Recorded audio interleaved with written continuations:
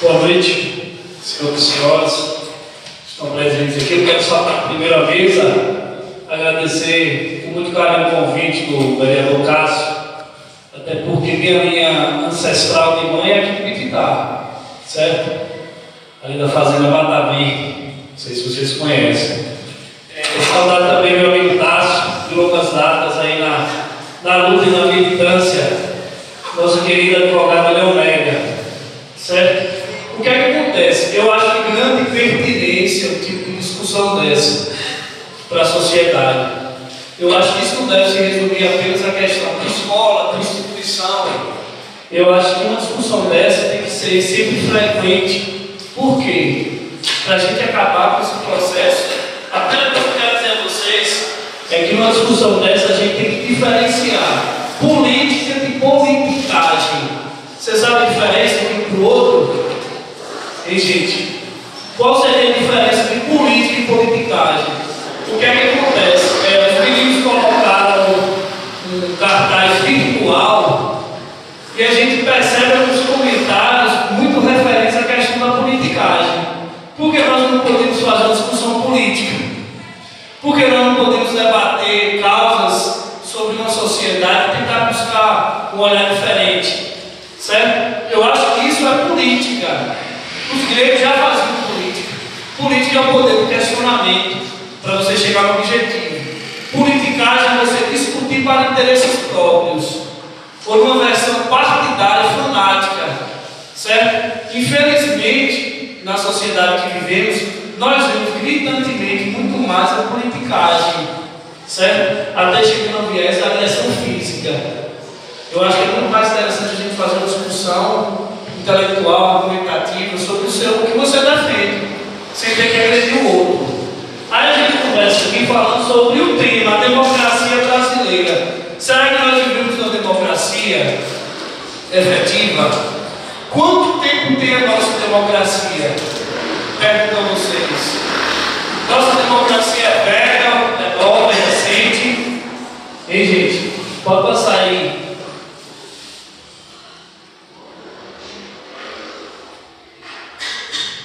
Eu trouxe aqui alguns slides porque eu acho que no contexto, quando a gente tem a questão histórica da democracia, a gente conversa muito sobre a questão da desconstrução para a construção. Você vê um olhar diferente. Pode voltar um aí. Você buscar um olhar diferente, desconstruir um olhar que já foi instituído, para você construir um novo. Certo? Como é que vai acontecer a formação dessa democracia no Brasil? Hein, gente? Eu trouxe uma chave aqui de Angeli para que a gente possa refletir.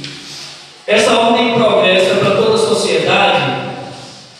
De onde é que vem essa frase, ordem e progresso? Porque nossa bandeira tem essa frase, ordem e progresso. É uma frase positivista que vem do iluminismo, que quer dizer o seguinte: para uma sociedade ter o progresso, ela tem que se organizar. Como é que a sociedade se organiza a partir de leis? Como são nossas leis? Nossas leis são democráticas? Nossa sociedade é igual? Nós todos somos iguais? Aí o aluno, numa dessas aulas minhas do cursinho, o aluno virou: professor, nós somos iguais perante a lei, sim. Mas e a realidade social? Nós somos iguais? Aí eu trouxe aqui para iniciar uma frase que eu acho que cai muito bem com a realidade do que está acontecendo no Brasil hoje, gente. Ó, não sei o que é pior. Olha essa frase, vamos analisar essa frase aqui. Não sei o que é pior: ver o sorriso dos miseráveis alienados diante das desgraças alheias que os acomete, ou o sorriso da elite manipuladora e inescrupulosa que toma tudo que esses miseráveis têm, inclusive a dignidade. Certo? Essa frase é de um filósofo alemão que vai fazer um confronto muito grande intelectual com o nazismo, na época do nazismo. Certo? Ele vai trazer diversas possibilidades, outros olhares dentro desse regime nazista no período entre guerras. Eu acho que essa frase cabe bem com nossa realidade. O grande problema não é só a elite que quer manipular a população, é o pequeno burguês, É o cara que de alguma forma conseguiu crescer financeiramente, com possibilidades financeiras que foram dadas aí, e acha que é elite, e vai defender o discurso da elite, mas só que logo ele vai perceber que ele não é elite, certo? Quando ele for acometido. Professor, os alunos perguntam para mim, professor, como é que um cara pode ser acometido de saber que ele não é elite? Quando o filho dele fizer uma seleção dessa para entrar na universidade e ficar com a alternativa do FIES e não ter mais esse FIES para que ele possa estudar e ele tem que buscar o conhecimento para uma universidade pública, aí esse pequeno burguês vai perceber que não é da elite e que ele tem que lutar sim pelos direitos, que é o que está acontecendo. Os direitos estão sendo tirados atualmente no Brasil. Deu-se a possibilidade de projetos sociais. O pobre começou a entrar na universidade, porque a grande discussão era o pobre com os projetos sociais de Lula e Dilma, ele passa a ter um poder de consumo, ele passa a poder ter uma geladeira, a poder consumir outras coisas. Mas eu acho que o grande objetivo aí desses projetos foi a desconstrução intelectual que aconteceu nas universidades. O pobre que começou a entrar na universidade com esses projetos, ele começou a mostrar um olhar diferente do que a elite colocava para nós. Certo? Pode passar aí. Eu pergunto a vocês uma coisa. O Brasil tem quanto tempo? As meninas de pedagogia aqui. O Brasil tem quanto tempo? Hein, gente? Oi? Tempo de lógica e de construção de uma sociedade. O Brasil tem quanto tempo? Me digam aí. Como começou a desconstrução aqui de Brasil? Nós quando estudamos, o que é que nossos professores falavam para a gente? O Brasil vai surgir quando? 1500. O Brasil surgiu em 1500. Um jornalista de uma mídia aberta, a Globo, né? Que justifica essa questão da elite do Brasil, virou. O Brasil com 500 e poucos anos. Aí nós, como historiadores, olhamos e pensamos o seguinte: essa é a visão que é construída para nós na escola. Porque nossa história é feita pela elite. A nossa história vai virar para a gente e dizer o seguinte: o Brasil começa quando os portugueses vêm no Brasil. Olha, gente, olha os estudos históricos, o que é que dizem aqui, ó. A chegada dos ameríndios à nova terra, o Brasil acontece desde pelo menos 10 mil anos antes de Cristo. Olha a primeira desconstrução aqui, ó, que a gente tem que fazer. Os grupos tupis habitavam o litoral, enquanto os tapuias habitavam o interior. Hoje, pela história, se diz que a maioria dos índios do Brasil pode ser dividida em 4 grandes troncos linguísticos: o tupi, o macro-gê, aruac e o cari. Olha aquele mapa ali, gente. Não tinha ninguém no Brasil. Os portugueses chegaram e descobriram o Brasil. Isso aconteceu mesmo? Hein, gente? Eles invadiram, eles ocuparam. A história é diferente. A história que a escola oficial passa para a gente é essa: que o Brasil começa a partir dos portugueses. Vamos construir a história. A história do Brasil começa bem antes, certo? Professor, os alunos perguntam por que a gente não sabe dessa história. Por que a gente não sabe? Porque a história é feita pela elite. A elite era os portugueses. Eles não queriam. Oi? Ela vai divulgar aquilo que é do seu interesse e vai ofuscar e omitir aquilo que não é benéfico para ela. Por isso, olha lá, 10 mil anos antes de Cristo, já tinham pessoas aqui, os ameríndios. Os verdadeiros donos do Brasil são os ameríndios, certo? Estamos falando aqui da possibilidade da democracia e da falta de democracia e quando a gente estuda essa questão do que está acontecendo no Brasil, a gente alova a construção de um golpe. Eu digo para vocês que tiveram diversos golpes no Brasil há muito tempo, certo? Esse é apenas mais um. Pode passar aí. Olha o primeiro golpe que nos deram, que deram aqui no Brasil, que deram nos índios. Os portugueses invadiram e tomaram o Brasil em 1500 e nos deram de presente. Olha o presente que nos deram: latifúndios monocultores. Pegaram as terras dos índios e fizeram, elas são nossas. Certo? Gente, é a representação da primeira bancada do boi e da bala. Certo?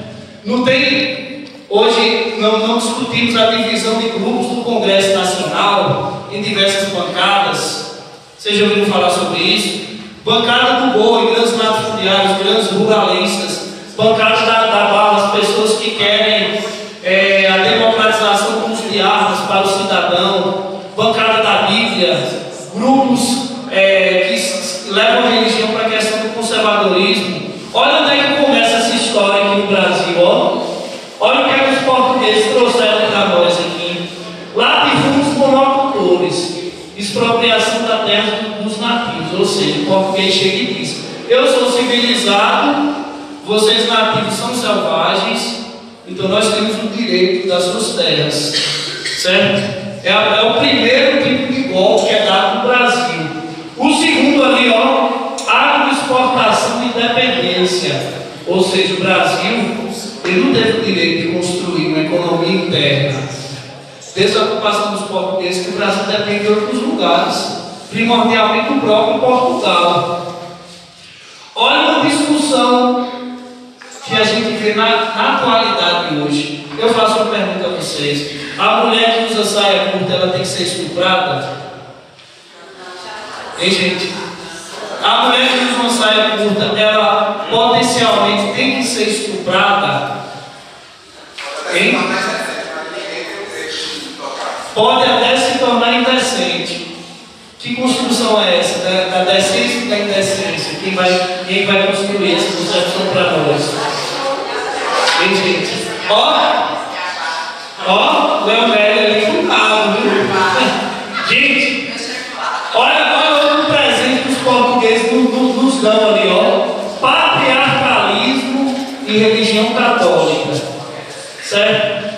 Você sabia que antes da chegada dos portugueses existiam alguns grupos indígenas que eram poligâmicos? Professor, o que significa poligâmico? Gente, poligamia é diferente de promiscuidade. Certo? A promiscuidade que a gente conhece é quando a mulher tem diversos parceiros. Isso é uma construção social também. Poligamia dessas tribos nativas é quando a mulher tem vários parceiros. Aí você vira: rapaz, o negócio é perigoso. Mas ela tinha vários parceiros porque quando ela tinha um filho, ela não sabia quem era o pai, então todos eram os pais. Era uma forma de segurança da tribo. Entendeu? Outra coisa, os nativos viviam numa sociedade coletiva da terra. Quando os portugueses chegam ali, ó, o que é que vai acontecer? Os nativos vão perder sua terra e começar a propriedade particular. O que é que significa aquele termo de patriarcalismo? O que é uma sociedade patriarcal? Hein, gente? Centrada na figura de um patriarca. Vem lá da Grécia. Isso começa na Grécia. O grande patriarca, o pater, que vai formar e decidir uma sociedade. Os portugueses todos trouxeram essa cultura do patriarcalismo. Certo? Por isso que surge, por exemplo, aquele exemplo lá da menina que foi estuprada, que chocou a realidade do Brasil. Aí chega e joga um comentário: ah, mas ela estava de short curto. Isso é a cultura do patriarcalismo equivocada, que coloca a mulher como objeto de submissão, e que o homem tem que decidir tudo e a mulher não pode. Não pode ter a mesma relação social que o homem tem. Os portugueses trouxeram isso para nós. E outros portugueses viraram e disseram o seguinte: essa língua de vocês não presta para os nativos. A língua civilizada é o português. Então você vai ter que falar português. Vai ser imposto para os nativos, certo? E a questão da religião católica? Vai virar para os índios alguns grupos, né? Que existe uma diversidade de grupos religiosos. Mas a religião católica primordial que vem vai virar a dizer o seguinte: o índio índio é um inocente, que tem que ser cristianizado, tem que ter a religião oficial do civilizado, que é o cristianismo. E pior ainda, ele vai falar ali com os africanos, vai virar para o africano e dizer o seguinte: o africano não é gente, então não tem alma, não precisa ser cristianizado. Aí entra na concepção da mão de obra lá, do escravismo. Olha novamente lá, gente, pancada do boi na bala. Os grandes proprietários rurais, eles precisavam da mão de obra. Primeiro vão utilizar a indígena. Só que o nativo brasileiro era um nativo mais primitivo, ele não tinha uma necessidade de desenvolver, como por exemplo os nativos da América Central. Então eles não eram muito aptos à questão do trabalho. Então o que vai acontecer? Quando o português vai impor o trabalho para o indígena, ou ele resiste ou ele foge. O português acaba ficando sem mão de obra. Ele vai recorrer a quem? As colônias africanas. Aí vai trazer o negro africano como escravo. Certo? O termo de escravidão por si só já diz: trabalho compulsório sem nenhuma remuneração. Certo? Pode? Voltamos. Olha o segundo golpe do Brasil. Vai ser o momento da independência. Nossa democracia, gente, é uma democracia muito precoce. Aí eu pergunto para vocês: como é que o Brasil é uma democracia tão precoce e já tão cheia de corrupção e fraudes? O Brasil vai se tornar independente, entre aspas, em 1822. Eu digo uma coisa para vocês: o Haiti, em 1804, já era independente. E a partir de uma luta armada dos escravos e ex-escravos contra os opressores. Imagina aí, o Haiti se torna independente antes do Brasil. Olha como é que vai ser o processo de independência do Brasil. Olha que tipo de independência. Podemos chamar de independência? Quem é que vai reconhecer a independência do Brasil? Primeiro, os Estados Unidos. O Brasil se torna independente em 1822. Com toda aquela discussão do Dom Pedro, dia do Fico, em dezembro de 1822 ele vai se tornar imperador. Mas o reconhecimento da independência vai vir quando? Vamos para lá. Primeiro, os Estados Unidos da América. Por quê? Os Estados Unidos vão reconhecer essa independência do Brasil. Me diga aí. Olha os interesses ali, ó. Doutrina Monroe mais mercado. O que é que seria essa doutrina Monroe? Um conjunto de regras que os Estados Unidos vai fazer quando ele se torna independente, para dizer o seguinte: nós somos os mais civilizados da América. Assim diziam os Estados Unidos na sua independência. Vamos civilizar o resto da América com nossas regras. Por isso ele vai criar aquelas regras ali chamadas doutrina Monroe. Portugal vai ser o segundo a reconhecer oficialmente a independência de 1825. Mediante é o que, gente? Um pagamento. Portugal vai reconhecer a independência do Brasil a partir do empréstimo da Inglaterra de 2 milhões de libras. Você imagina, você se torna independente a partir de um empréstimo, ou seja, uma independência comprada, certo? E a Inglaterra? Aí você pergunta: a Inglaterra emprestou dinheiro por quê para o Brasil para se tornar independente? Porque ela tinha interesse. Está ali, ó, empréstimo de 2 milhões de libras, porque ele queria a renovação de alguns tratados que a Inglaterra fez aqui no Brasil quando a corte portuguesa veio, em 1808. Que eram tratados de quê? Tratados financeiros, econômicos. Como, por exemplo, quando Dom João VI, o pai de Dom Pedro, veio para o Brasil, ele abriu os portos do Brasil para a Inglaterra. A Inglaterra pôde, de uma forma massiva, trazer seus produtos para o Brasil, para serem vendidos no Brasil. Olha a independência do Brasil. Como é que foi? Hoje em dia existe uma dependência do Brasil ainda? Hein, gente? Nesse processo de novo governo de Michel Temer, existe alguma relação com os Estados Unidos? Hein, gente? Os Estados Unidos influencia nessa propensão de corrupção? Me diga aí por quê. Os Estados Unidos, vamos pensar o seguinte: como era o Brasil internacionalmente com o governo de Dilma? Qual era a questão de parceria econômica que o Brasil tinha principal? 2. Um bloco regional chamado Mercosul, que o Brasil era o líder, e um bloco internacional chamado BRICS. Brasil, Rússia, Índia, China e África do Sul.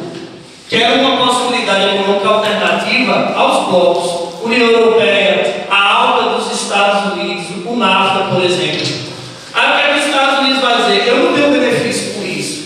Então você está de acordo com esses caras que estão aí. Porque eu quero acabar com essas influências regionais do Brasil com o Mercosul e quero dificultar o Brasil no PRIPS.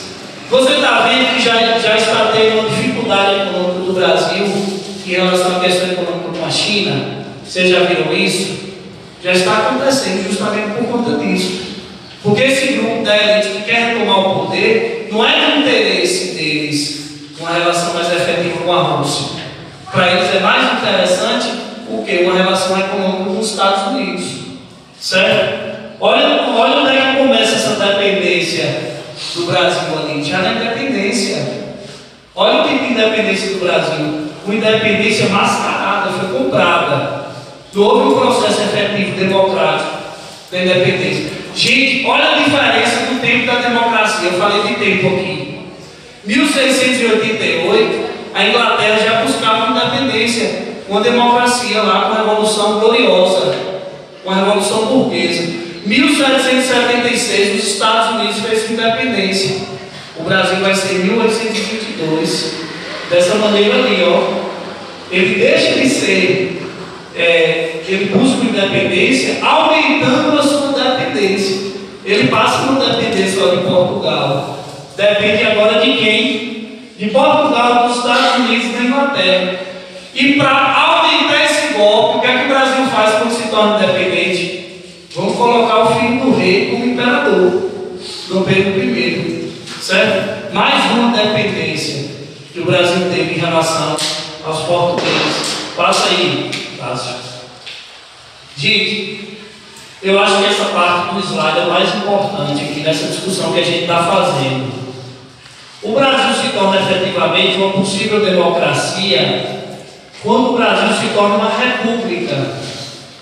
Quando é que o Brasil vai se tornar uma república? Em 1889, aquele feriado lá de 15 de novembro, certo?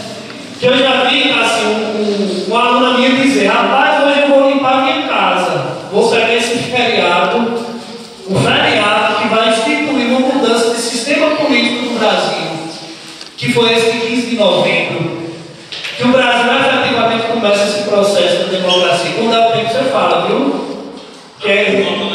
Viu? Gente, esse infográfico aí é muito importante. Analisem aí. O pessoal que está estudando, as pessoas que querem saber como é que acontece esse processo democrático e não democrático no Brasil. Deixa eu falar uma coisa para vocês aqui. Em 1889, o Brasil se torna uma república. Quebra essa estrutura imperial de Portugal e começa a ser governado por brasileiros. Aí você me pergunta: e aí? Agora todo mundo vai ter direito, né? Teve?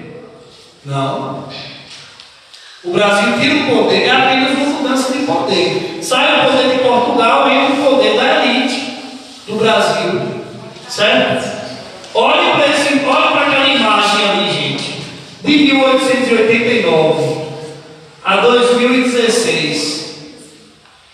Períodos considerados mais democráticos. Nesse período da democracia do Brasil, tivemos mais períodos que não foram democráticos do que períodos que as pessoas tiveram uma representação política. Está ali embaixo, ó, em vermelho. Desses anos de democracia no Brasil, 76 anos foram de períodos não democráticos. De 1889 a 1930, a chamada República Velha. 41 anos ali, ó, gente. Ali é que vai começar aquela história lá da política do café com leite. As oligarquias centrais do Brasil vão começar a ordenar e controlar a questão política do Brasil, principalmente São Paulo e Minas Gerais, certo? Vai ser um período de não democracia. 1930 vai acontecer uma revolução entre um cara chamado Getúlio Vargas, que deveria dar a democracia no Brasil.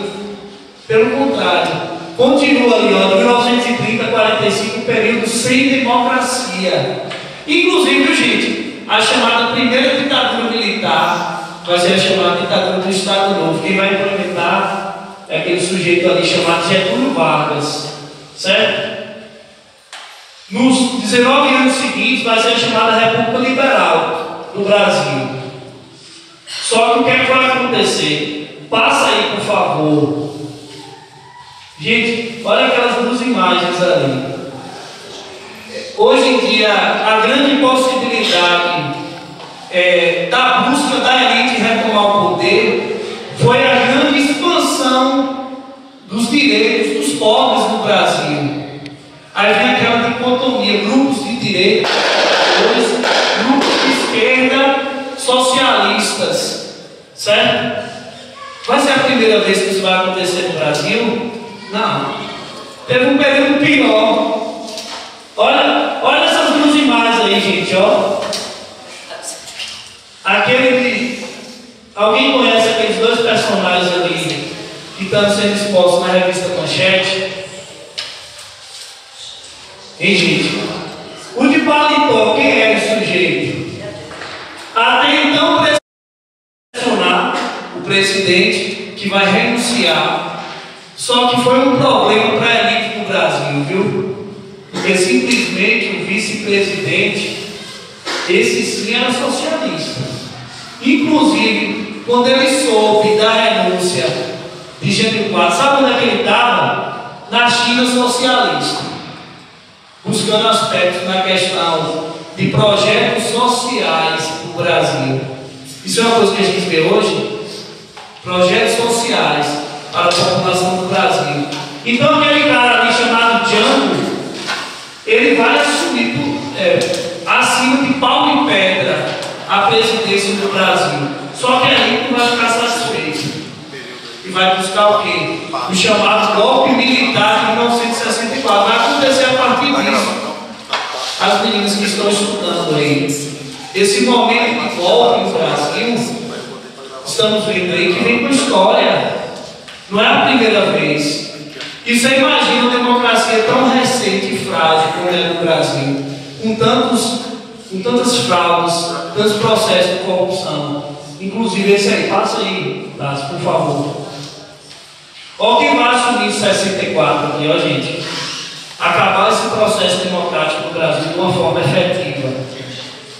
Ditadura militar no Brasil, olha os presidentes aí, de 1964 a 1985.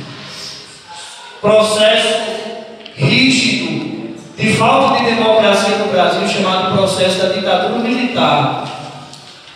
Que, se nós formos pegar registros históricos, você vê hoje pessoas colocando em redes sociais que querem intervenção militar e a volta da ditadura militar no Brasil. Se lutou tanto, a gente está vendo aqui o processo histórico. Gente, as classes populares lutaram tanto para poder votar, ter uma representação do voto. E na plenidade contemporânea, o sujeito quer a volta da falta de democracia a partir de uma intervenção militar. Olha o que é que gerou essa intervenção militar no Brasil. Eu vou resumir em uma imagem. Pode passar aí, Cássio. Gerou isso aí, ó. Isso aí que a mídia oficial nunca mostrou nesse processo da ditadura. Certo? A mídia oficial mascarava. Porque tinha parceria, a Rede Globo tinha parceria com a ditadura militar, por isso nunca mostrou isso aí. Olha o resultado massivo aí da ditadura militar, gente, ó. Mortes, desaparecimentos, mães sem filhos, sem irmãos.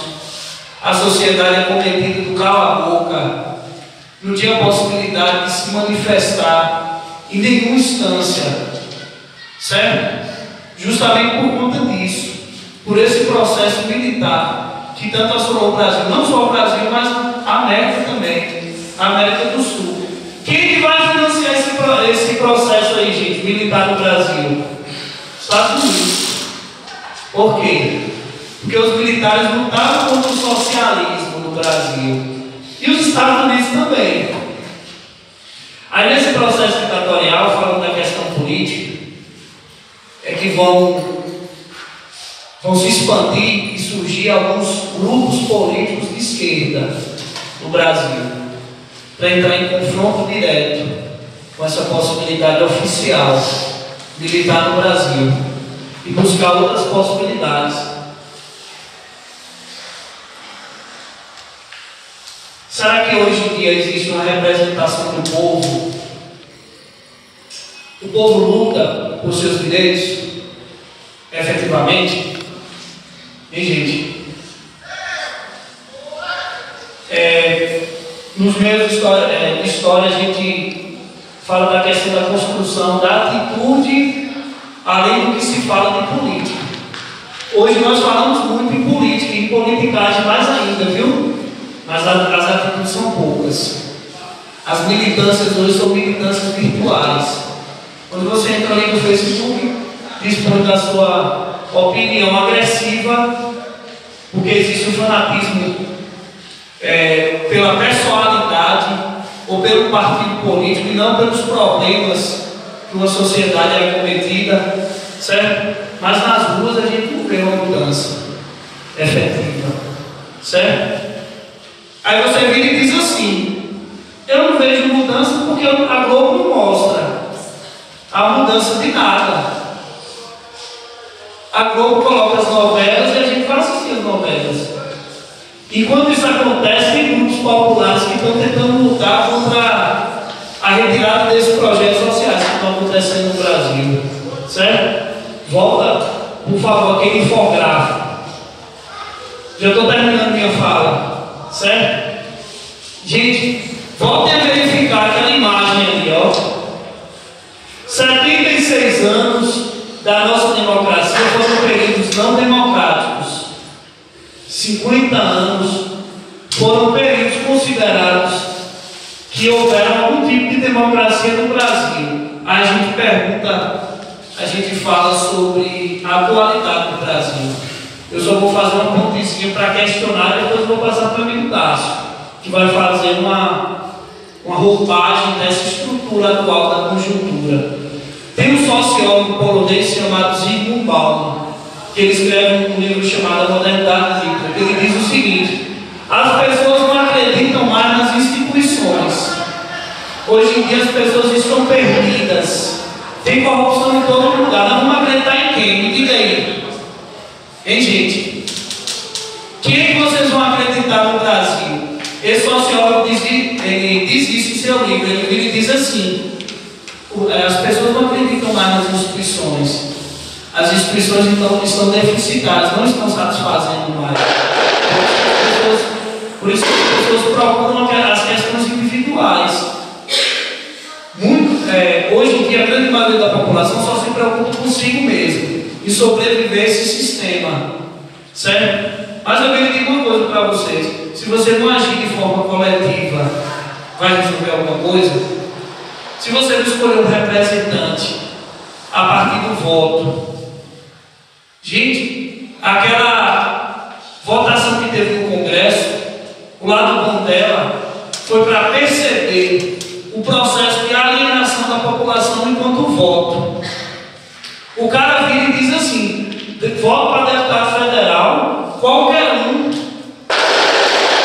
Geralmente o voto de deputado federal e senador em pequenas cidades é um voto apadrinhado. Isso não pode ser. Você viu o que aconteceu lá. Não sou eu que estou falando para vocês, não. Você viu a votação como foi, justificando esse individualismo que eu estou virando para vocês e dizendo que a sociedade hoje é dessa forma. Quantos deputados lá vocês viram falando sobre a realidade social popular do Brasil? Eles votavam em nome de quem? Quem, gente?